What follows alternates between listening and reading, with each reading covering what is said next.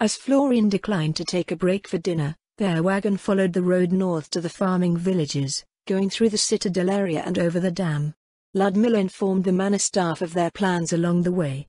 When they entered the shadow of the valley's western wall, she glanced at Florian in her light summer dress. "Did Lady Shiltir ever grant you an Endure Elements item?" Ludmilla asked. "Yes, I still have mine from when I was working with the northern tribes," Florian answered. "Why?" "I was just making sure," Ludmilla replied. "The highlands can be quite chilly at night, even during the summer."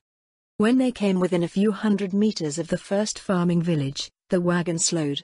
The Ministry of Transportation mandated the maximum allowed speed for vehicles near residential areas to be 20 km per hour, but Ludmilla wasn't sure how the Soul Eaters knew how fast 20 km per hour was. Florian looked up at the village walls as they followed the highway through the slot running through the center. "If you're so adamant about not developing your domain," she said, "then why clear this strip of farmland?" Ludmilla's back pressed into her seat as the wagon returned to its highway speed. It seemed that her friend didn't get it yet. "I'm not adamant about not developing my domain," Ludmilla replied. "My perception and thinking just lead to a different set of priorities. When a noble of Riestais or Baharuth is granted land to manage, they follow a certain paradigm demanding that the land be made economically viable. In a forested highland territory such as my own, it would be exporting timber to market for capital to exchange for everything that they can't yet produce. If I recall correctly, that's what House Saradnik did." "That's correct," Ludmilla said. "I suppose you could say that we came into the picture during an expansionary phase of Riestais' development, so our contract with House Vaself came with strong expectations of economic returns. It's frightening, now that I think about it." "What is?" "The entire economic system, for lack of a better way to define it. It's built on concepts that attempt to attach artificial notions of value to everything, yet our entire society is built upon it.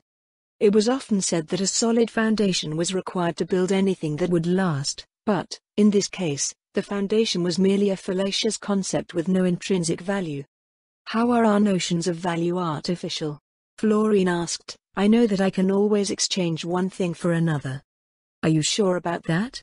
Does the notion of profit hold any intrinsic value?" The tiniest of furrows creased Florian's brow. "Humor me, please," Ludmilla said. "Well, profit means taking advantage of differences in acceptable prices between one party and another," Florian said. "With money as a medium of exchange, people can figure out how those differences translate into goods and services. So what drives how much profit one makes? The difference in price for whatever one is trading, which is determined by supply and demand. Then, in effect, price is something determined by people." "Yes." Ludmilla nodded. This much was common sense. One didn't have to be a merchant to understand the basic idea of why things were cheap or expensive. The problem was what followed. "With this in mind," Ludmilla said, "can you see why I say that the foundation of our economic system is merely a concept with no intrinsic value?" "Not really.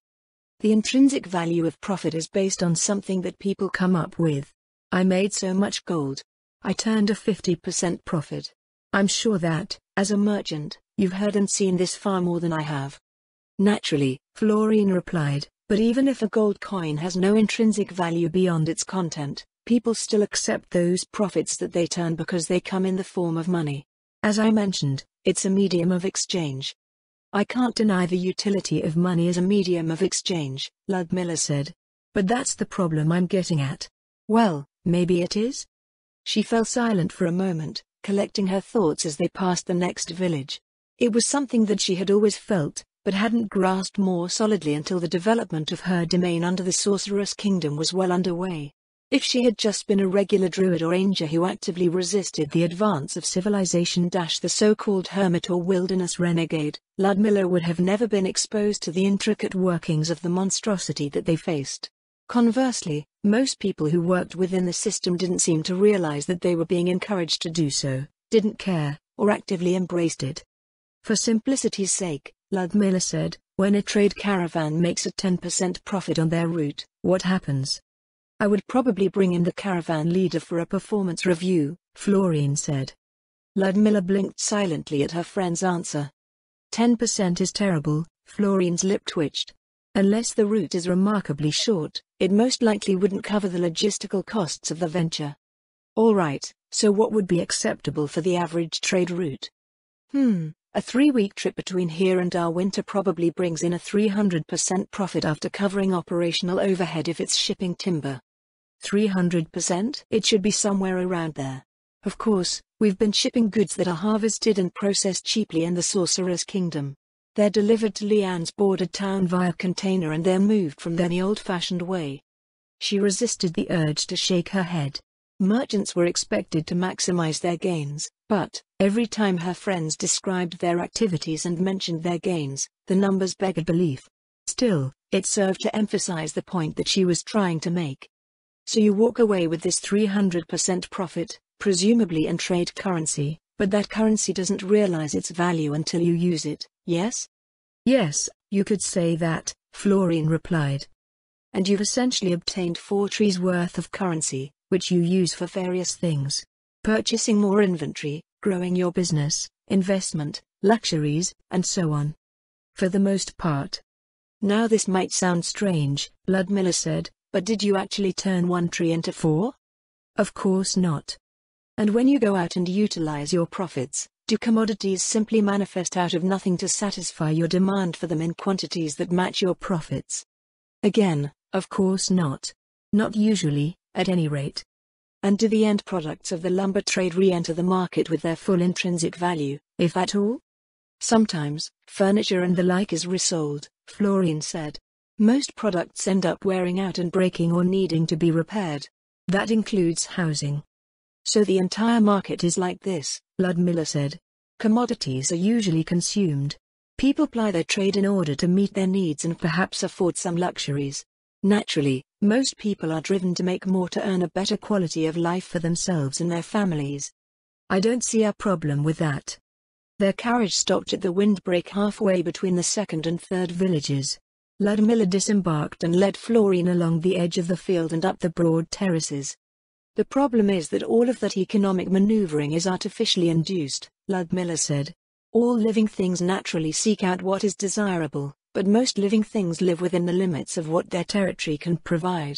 Commerce is not inherently bad, but it facilitates certain things that exist outside of reality, such as the notion of profit.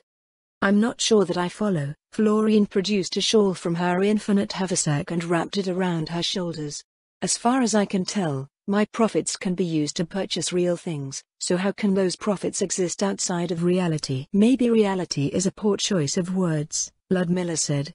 But many of the concepts that have been developed out of commerce are not real, per se. They're only suggestions, at best. The value of a gold coin is merely the suggestion of what it may be able to get you.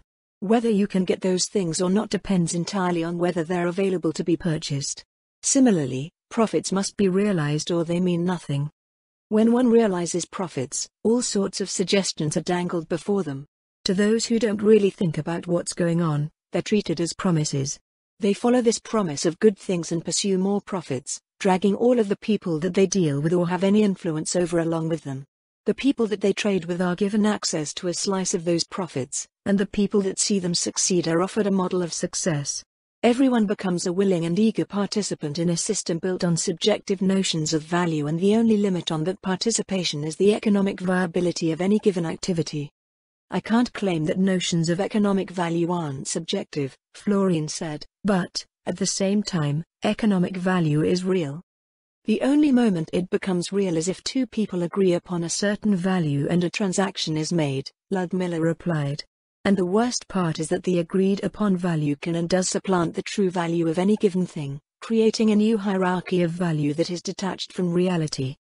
I still can't grasp what you mean by reality, Florine said. What is true value? Ludmilla eyed the clean divide between the trees and the fields, and then her gaze went further into the trees. It is what it is, Ludmilla said.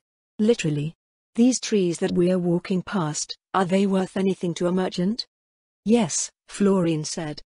What if the woodcutters with the right to log this forest don't cut the trees down to sell to him? Are they worth anything to the merchant, then? No.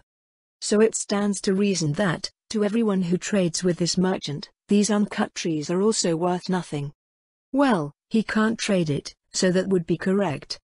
Then would it be fair to say that, in this example, these trees do not exist as far as the market is concerned? Florine's brows knit together at her question. As far as the market is concerned, it's not accessible and thus does not exist to the market as a transactable commodity. Yet these non-existent trees obviously exist. Ludmilla held out her hands and shrugged. That's the way almost everyone raised under our economic system thinks. There is what exists in the market, and then there are the non-existent things that are outside of the market, waiting to be brought into existence. Does this not sound utterly mad to you? It's the same madness which makes people think that the wilderness is unclaimed and that notion somehow gives them the right to exploit it. The denizens of these woods also become commodities.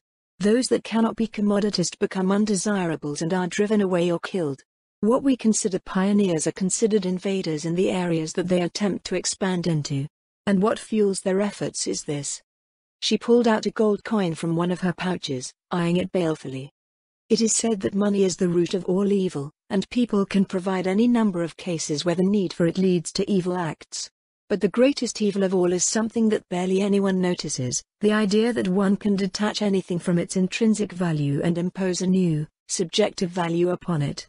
Upon that lie, an incomprehensibly complex set of systems, ideologies and beliefs has been founded.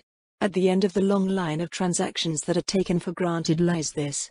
Ludmilla swept an arm out toward the wooded valley slopes and the unseen highlands beyond. Something that exists in reality, yet does not exist in the eyes of the market. Thus, what it was before doesn't matter to the market and its participants because it never existed in the first place. Value is attached to what it could be and people are thus encouraged to extract that value.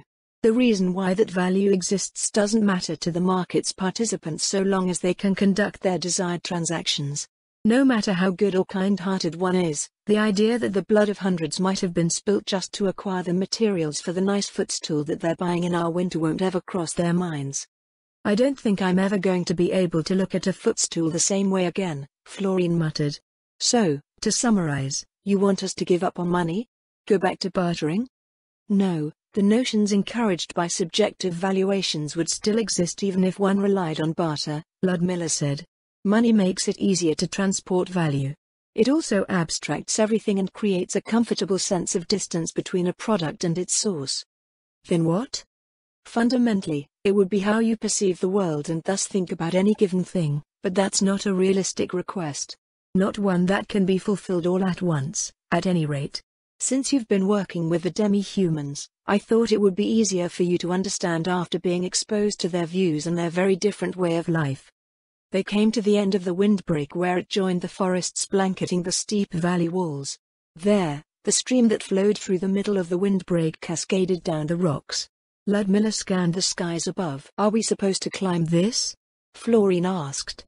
Nana was supposed to join us, Ludmilla answered. When she did, I figured she could cast a fly spell on you.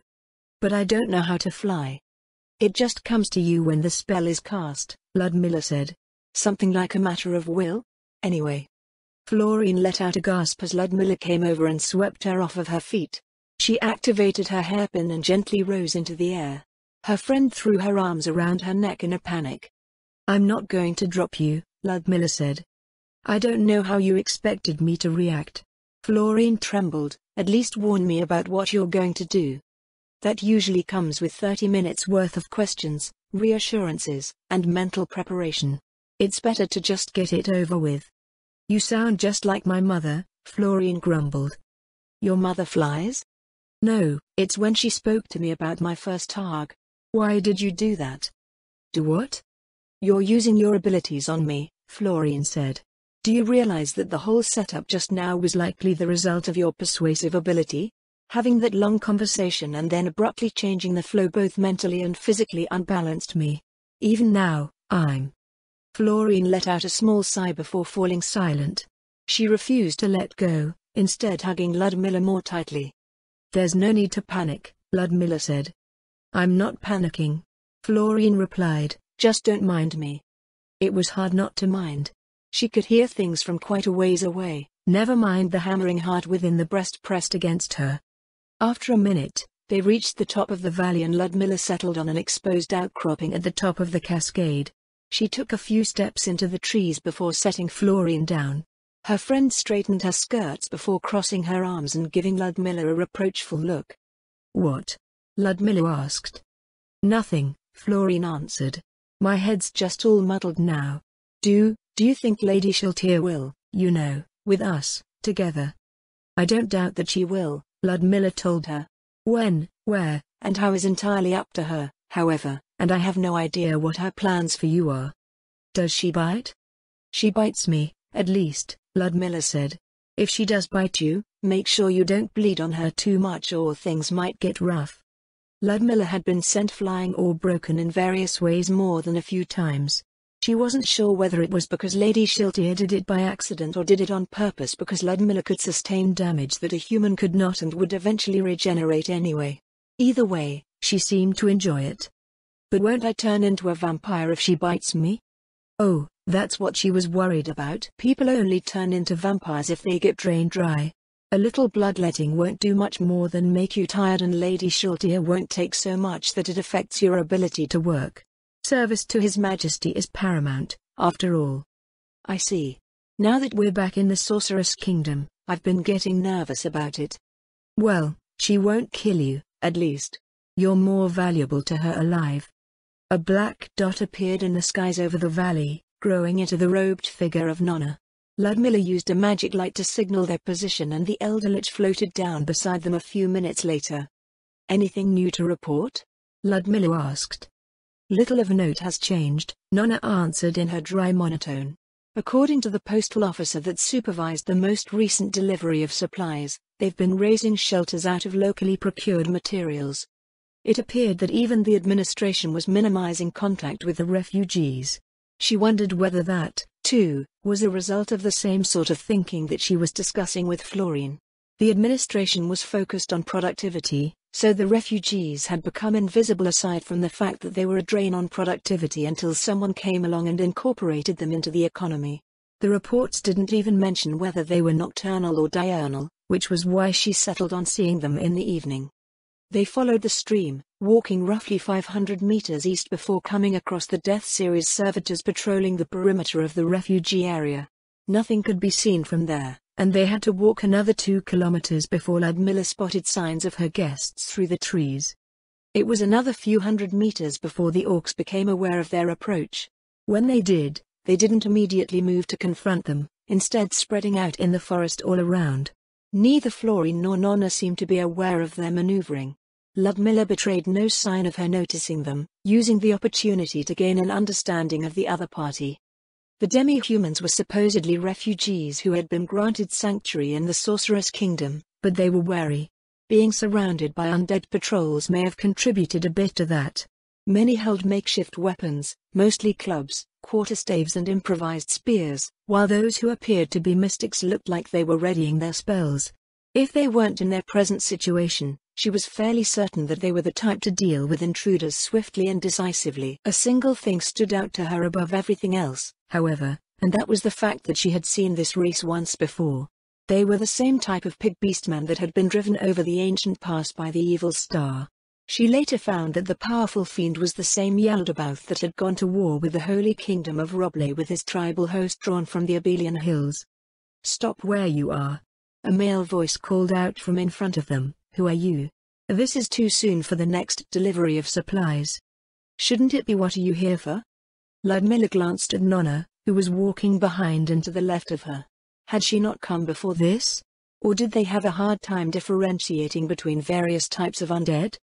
Rustling in the brush preceded the appearance of orcs all around them. Ludmilla took one step forward. "I am. Ah." The shout of alarm was followed by general clamor as the orcs reacted to Ludmilla dropping her concealment. A rock flew through the trees to bounce off of her shoulder. She looked down at the spent missile with a frown. It appeared that they didn't have any hunters strong enough to detect her even in civilian garb.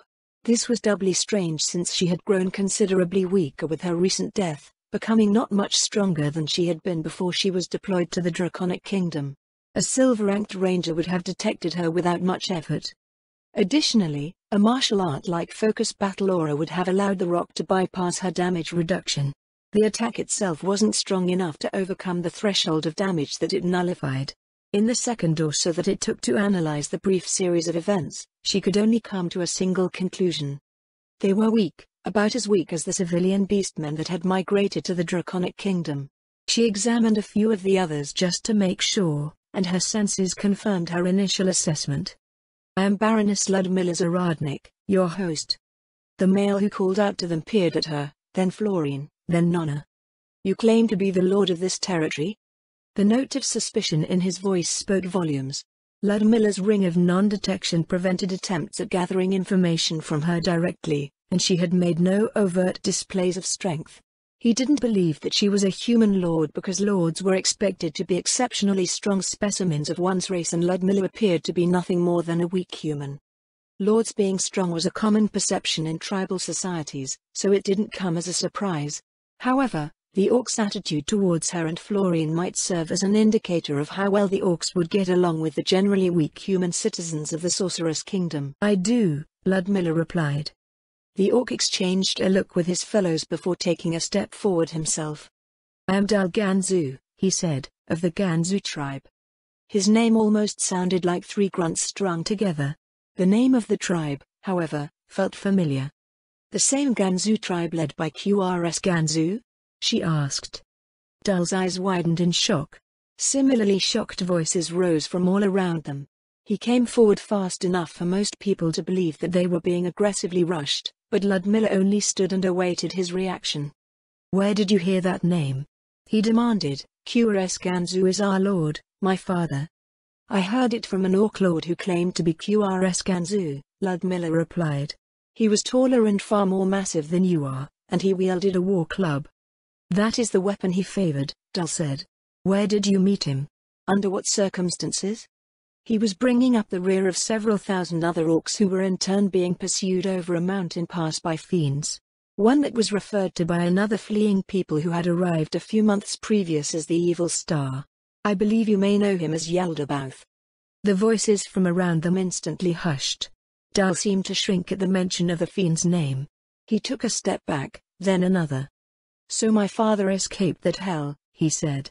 "Escaped that hell and made it home to lead our tribe to safety." "He sounds like a good lord," Ludmilla noted. "I can understand why you all reacted the way you did at the mention of his name." "What happened then?" Dal asked. "Did the Sorcerer King drive Yaldabaoth away with his godlike powers?" "No," Ludmilla shook her head. "It was the royal army that drove the fiend away." Dal's gaze shifted to Nonna, then past her to the shadows of the forest beyond. "I admit that the undead warriors here are powerful," Dal said, "but they cannot be compared with Yaldabaoth's might. Evil Star is a name most apt for that fiend, for he fell upon the annual gathering of the Abelian Hills' greatest champions and they were as nothing to him." The mere sound of his voice could wrest away the free will of all who heard it. He referred to himself as Demon Emperor, a being that stands even above the demon gods of legend. To turn him away, one must be a god themselves. "Oh, my." Florine's shocked voice didn't quite contain her mirth at Ludmilla's growing discomfort. "Which god led the Sorceress Kingdom's mighty host?" "I'm going to do something to you later." Florine covered her mouth with her hand, shoulders shaking with barely contained laughter. The orcs leaned forward with anticipation discernible even through their bestial features, waiting to hear the name of the god who had repelled the scourge of the Holy Kingdom. "I make no claims to godhood," Ludmilla looked at a bush to the side, "but I did happen to drive Yaldabaoth away." "Ah, but with a rune? Then my father." Dal's voice grew hopeful at Ludmilla's admission. "What happened to him?" "He attacked me after Yaldabaoth was driven away," Ludmilla said. "I encountered him at the top of a mountain pass." Dal powerlessly slumped to the ground. Cries of dismay sounded from the growing audience. "But his weapon was destroyed in the opening exchange," she quickly added. "We were able to detain him and many of your people who were fleeing from the fiends." The atmosphere around her instantly turned around. Dal's hopeful, at least she thought it should be a hopeful expression, returned. Ludmilla turned to Nonna. "Nonna," she said, "can you find out where the orcs that we captured last year went?" "It will be done," the elder Lich replied. Nonna raised a bony hand to the side of her skull. Ludmilla scanned the elated orcs around her. At least something positive have come out of that entire debacle. Florine shivered, and it wasn't because of the chill. She always chided herself for doing so, yet it happened anyway. Several orcs scrutinized her as they made their way deeper into the forest. She steeled her nerves, resisting the urge to shrink away. Her thoughts turned to Ludmilla's lectures on the subject. Beastmen were carnivores. Florine used to believe it depended on their appearance, but that wasn't true. It seemed like a given that beastmen who looked like tigers, bears, wolves and such would do so, but even ones who looked like deer, goats and cows did. Florine had a nightmare about it after Ludmilla had told her the truth of things. She woke up in her barony and went outside to find that all of the cows that they raised had become cow beastmen. An endless horde of them chased her around the familiar farmlands of her domain, which had been twisted into a grim hellscape littered with corpses stripped to the bone. Even though they were, she could recognize every one of them. While she screamed and cried and fought for breath, the content of Ludmilla's lecture drifted over the hills as if consigning Florine to her fate. Though all beastmen were carnivores, they preyed on different things, and it was those feeding habits that dictated one's reaction to them. As far as humans went, fearful reactions conveniently tended to involve the beastmen found around places where humans lived. Or perhaps it made perfect sense since humans were one of their prey species, so of course they would live there too. In short, it was instinct. Before she had ever even seen one, the mere thought of a beastman sent primal terror trickling through her being. Her nightmare had come before they had even set foot in the Draconic Kingdom, yet she had experienced the exact same reaction as she did when finally seeing them in the flesh. It even happened with the Narcub, and she had to force herself to see it as a helpless child. After the reports from the orphanage, however, maybe it wasn't as helpless as she thought it was. Florine hated feeling that way, but Ludmilla said that instincts kept one alive, to an extent. The feeling didn't happen with all beastmen, however. Supposedly, the Quagga didn't invoke that reaction because they were a subterranean species that humans would usually never come into contact with. By the same token, Quagga didn't naturally see humans as food. The same couldn't be said for dwarves, as both races saw one another as competitors.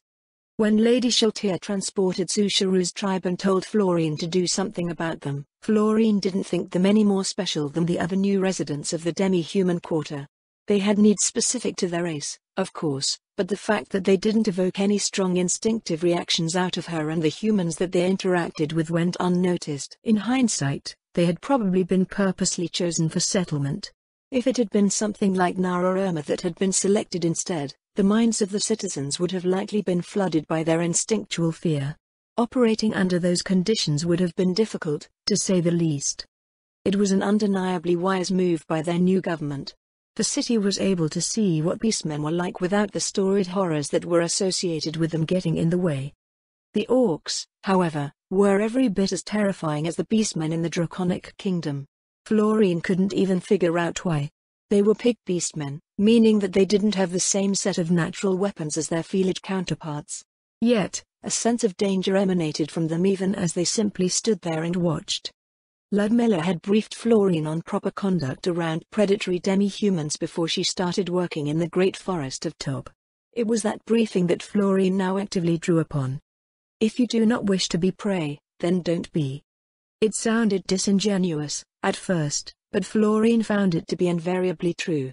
After working with non-humans for over a year, she was of the mind that doing so was a critical component of common courtesy in interracial relations. Just as humans had instincts, so did any other race.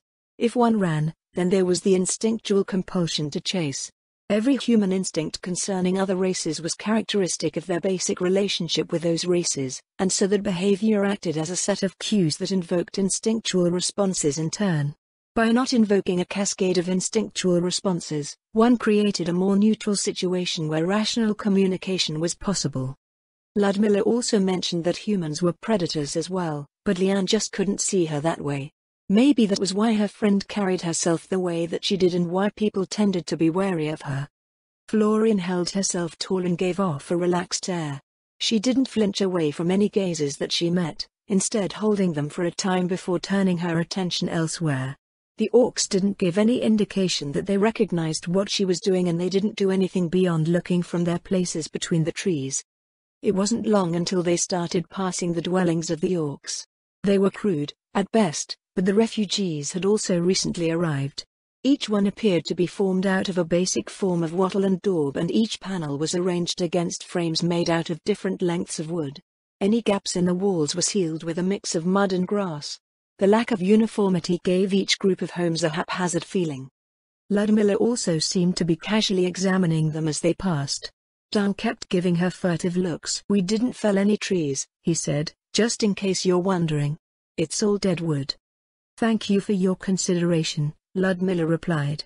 "It's a custom for human lords to offer shelter and basic provision for any guests that come to them, so I'm more than a bit embarrassed over my lack of hospitality. It's hard to organize such things from a distance, but you have my apologies." "I didn't know humans had such a custom," Dal said. "The human country near the sea, Roble, I believe it's called, is far from our tribe's territory. Only those who wished to test their mettle against them ever made the journey." "Well, I will say that it's usually between humans," Ludmilla said, "even if there's no custom against hosting others. The Sorceress Kingdom is a place where many races dwell, however, so that hospitality naturally extends to everyone. I take it that you don't usually live in these conditions?" "Your territory is one of great beauty and bounty," Dal replied. "Far lusher than the Abelian Hills. If you speak of these dwellings, we normally live in permanent structures." "Will the humidity be a problem for your race?" "Not at all," Dal said.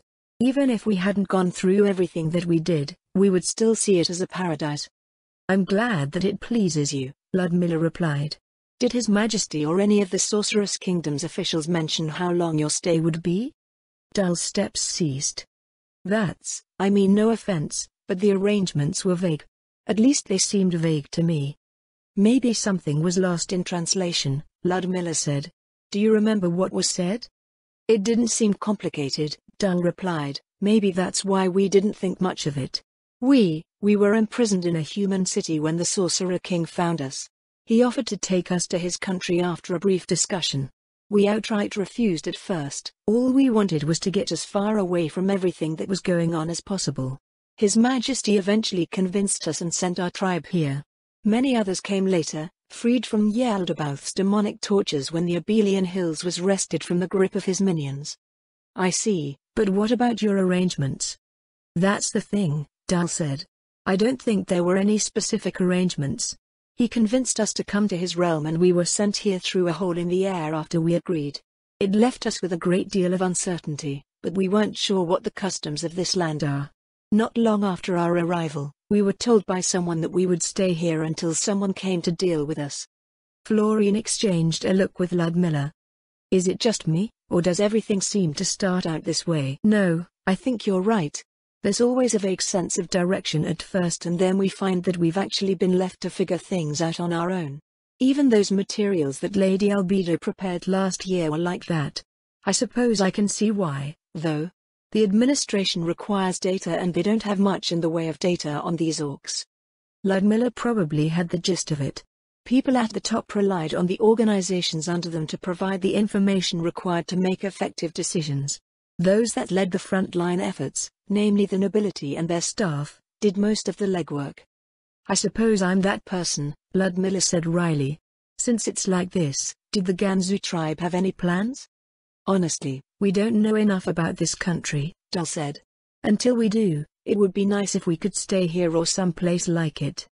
"I don't mind," Ludmilla told him. "I'm reasonably certain that this place was chosen precisely because no tribes live here. How is your leadership structured? Are you the sole leader or is there something like a council of elders?"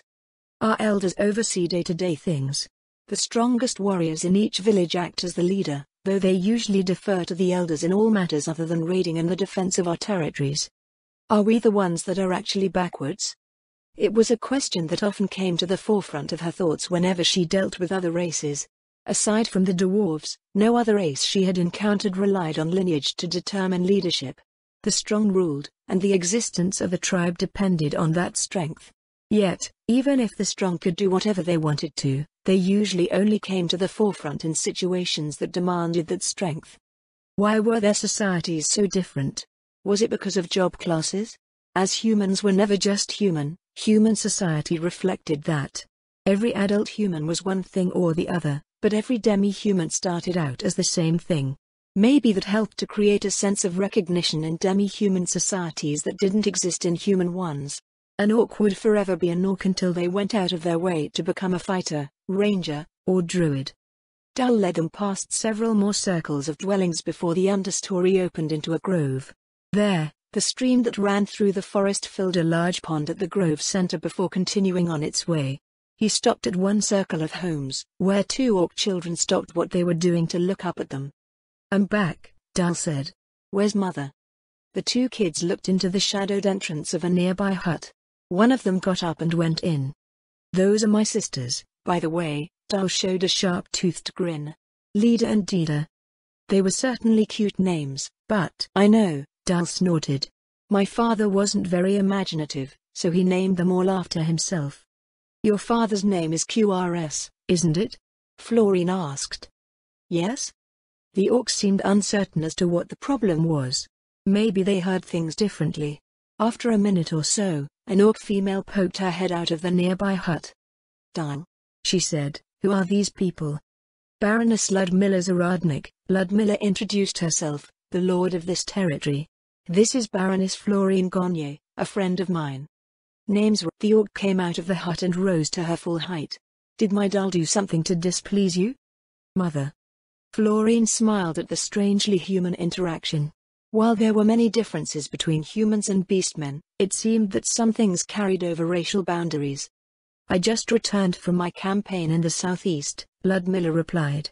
"Now that I'm not indisposed, I've come to see what arrangements I can make for your tribe."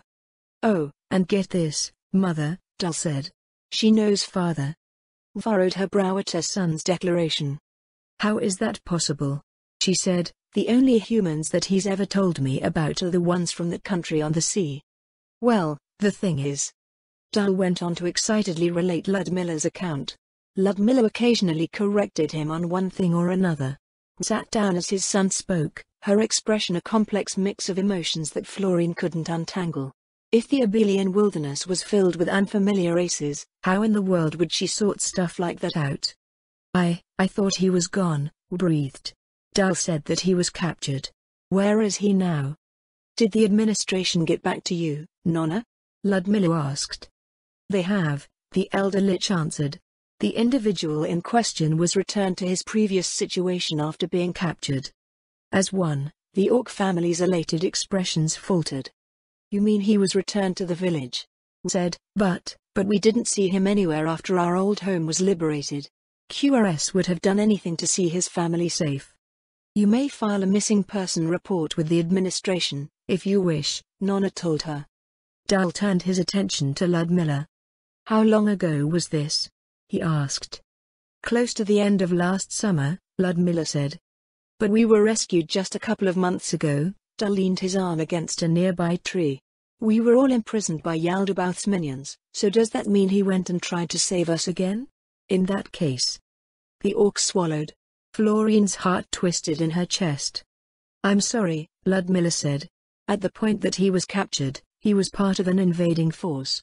Since QRS and his people were being pursued by Yaldabaoth, I figured the administration would simply return him to wherever he came from since we drove the fiends away." "It's as lenient as one can hope to expect," Dal sighed. "I can even imagine my father making a fuss about coming back to rescue us, so he would have even been grateful to be released." "What about Leela?" Rasked. "We were separated from both QRS and Leela at the river." "Nonna," Ludmilla said, "can you ask about Leela?" The elder lich raised a hand to her temple. After a minute, she put it down again. "The individual in question was released along with their parent." "Does that mean he fled with Leela?" Dal said. "We were like that after being freed as well. All we wanted to do was escape as far away as possible. But where would he go?"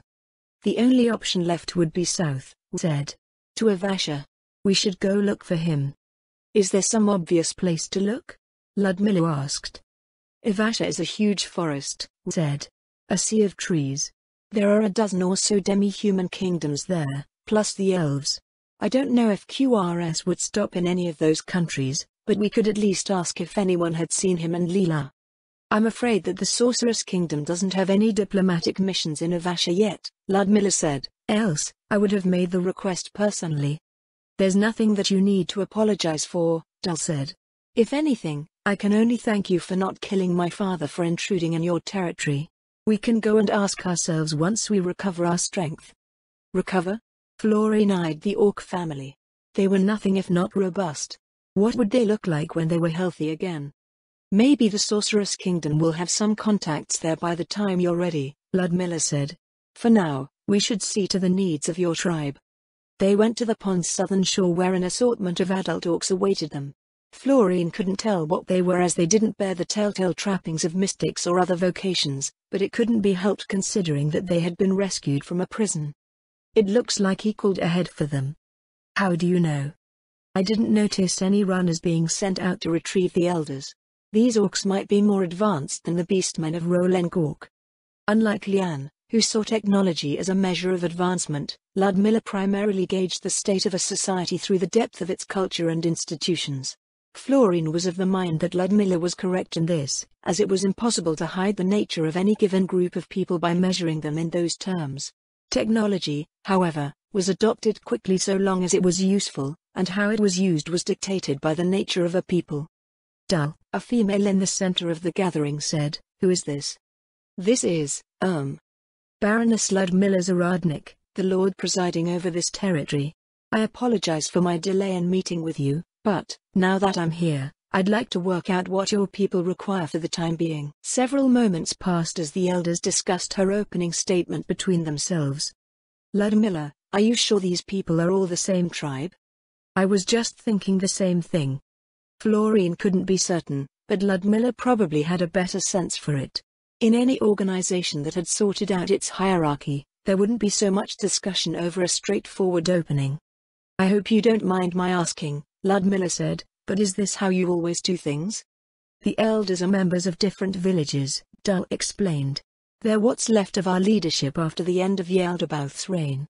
You're also correct that there are other tribes represented here.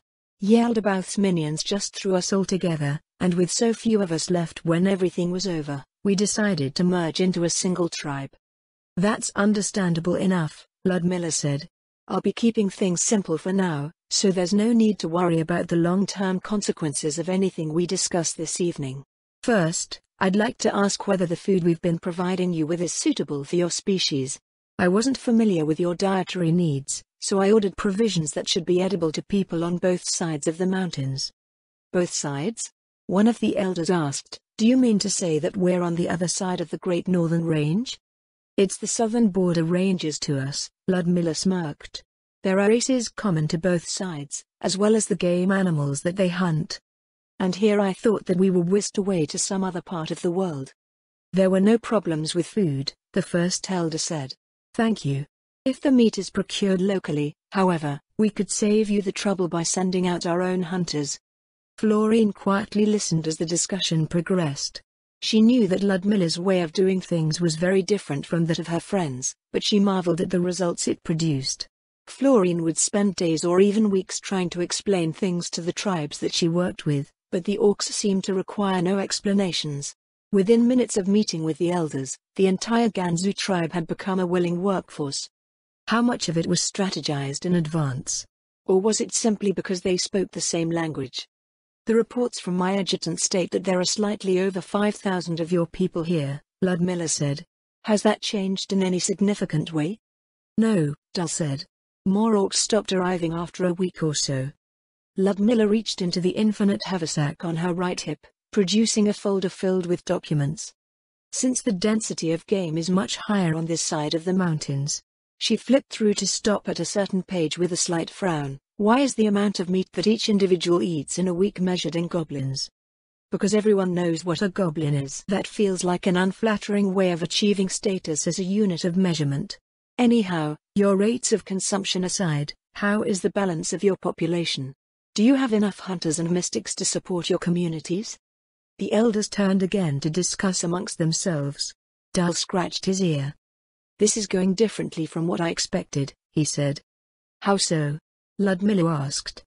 "I've always heard that humans may as well be from a different world," the orc answered. "So different that they would build a wall in some crazy effort to keep the neighbors out." "Unfortunately," Ludmilla said, "that's probably not wrong for most humans living in the countries around here. In the Sorceress Kingdom, however, the resident humans are slowly learning that the world doesn't work in the ways that they've been led to believe. It took a good 15 minutes for the elders to sort themselves out. Some of the conversation drifting their way sounded like it was spilling over into how to redistribute the population. "Sorry for the wait," the first elder said once they returned. "Our numbers are indeed imbalanced, as you've hinted at. Yaldabaoth's fiends didn't care for that sort of thing when they came to torment us. It's not unsalvageable, but it might be particularly bad while our hunters are getting a lay of the land." "In that case," Ludmilla said, "I can continue supplementing your needs until your hunters can fully take over." "Where will we be allowed to hunt?" an elderly male to the rear asked. In response, Ludmilla pulled out a small pile of papers from the folder in her hand, holding it out to Dal. "Please divide these maps amongst yourselves for reference," Ludmilla said. "I believe that your hunters should have no problems making sense of it. The marked-out area represents the 1,000 square kilometer hunting range that you can use." Just like that, Ludmilla threw 4 times the amount of territory that Florian had at the orcs. Dal went over and presented the maps to the elderly male, who peered down at them before nodding. "I can understand this," he said. "But is it really all right? You have no reason to do this for us." "His Majesty the Sorcerer King promised your people sanctuary," Ludmilla said. "That matter has been placed into my hands, and as a noble of the Sorceress Kingdom, I will do my utmost to see that His Majesty's will is carried out. This is all the reason that I need." She's pulling a Ludwig." The orcs all took several steps back. Some of them fell to their knees. Once in a while, Ludmilla got a certain way and her sheer force of will could squish everyone to the ground. Florian wrote Ludwig to do the same thing once in a while, which she at first thought was cringeworthy, but those scenes ended up being favorites amongst his fans. Then again, Florian couldn't help but be swept away when the real thing happened. "Now," Ludmilla said, "there are some things that your people should be aware of while ranging in this area." Everyone gave Ludmilla a blank stare. Florian sighed inwardly. She always had to go and ruin her own moment. "What things might that be?" Dal asked. "First of all," Ludmilla answered, "while this territory is unoccupied, the ones all around it are. In particular, the forests to the west of the marked-out area belong to other tribes. They do not poach in my territory and the borders are enforced by patrols. North of here is Volkenheim County, which is a human territory. If you ever find yourself there, it should be obvious that you're hunting in the wrong place because there's no forest." "What about the valley in the west?" "That's the administrative center of my territory," Ludmilla replied. "Warden's Vale." The orcs' ears all turned forward at her response. "Did you say Warden?" Dal asked. "I did," Ludmilla answered. "Warden's Vale is my domain, so I suppose that makes me the Warden of the Vale." Dal exchanged a look with the first elder. Was there some special meaning to it? Now that she thought about it, Florian wasn't sure why it was called that. The name existed before Ludmilla was born, however, and no one made any note of it. "One other major thing that you should be aware of," Ludmilla continued, "is that patrols of rangers and druids occasionally come through the area. They work for me, so if they say anything to you, you had better listen. They're mostly patrolling to monitor the health of the area and correct any anomalous weather coming from the north. Also, they're not humans. The rangers are large feeled beastmen while the druids look like small three-eyed sheep with antlers.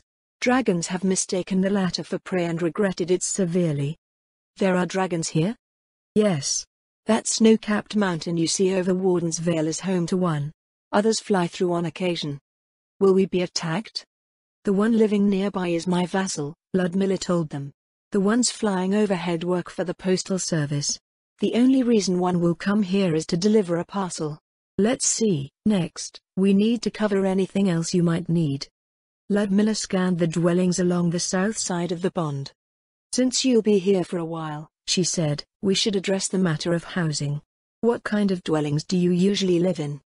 "Our old homes were built out of sod and half underground," an elder near the front said. "They were cool in the summer and warm in the winter, but I'm not sure how they'll do here. We've seen rain almost every evening." "I agree," Ludmilla nodded. "That's probably not a good idea here." "They're already familiar with wattle panels," Florian noted. "Why not go with that?" Strangely enough, the demi-humans that Florian encountered all seemed to use them for one thing or another. Not that wattle and daub construction was sophisticated or anything, but the tribes never seemed to go beyond making lean-tos or windbreaks. The orcs here, however, appeared to be familiar with more advanced techniques. Ludmilla looked at the elders. What you see is improvised. If you're offered better materials, Ludmilla said, could you improvise with those? Of course. It's not complicated. Then I'll have some delivered and see what you end up with. We can figure things out from there. Were there any pressing matters anyone would like to bring up? A dozen seconds passed in silence before another elder came forward with a tentative voice. Is there something we can do if we need special equipment? She asked. We were told that slavery was illegal in the Sorceress Kingdom. Does that mean you traded slaves for equipment before now? That's right. Sometimes, we took slaves during raids to trade to the dwarves for equipment. They have dwarves? I don't know. I was going to study all of those materials that Lady Albedo gave me over the next week. That would at least explain all of the masterwork equipment those hobgoblins from last summer had. You're not prohibited from coming into Warden's Vale to trade, Ludmilla said. Or anywhere else in the Sorceress Kingdom, for that matter. Since you're already open to the idea, you can put together a group and, by the way, are orcs diurnal or nocturnal? We're usually active during the day, Dull replied. Then have a group ready at dawn tomorrow, Ludmilla told them. I'll be more than happy to show them around the place.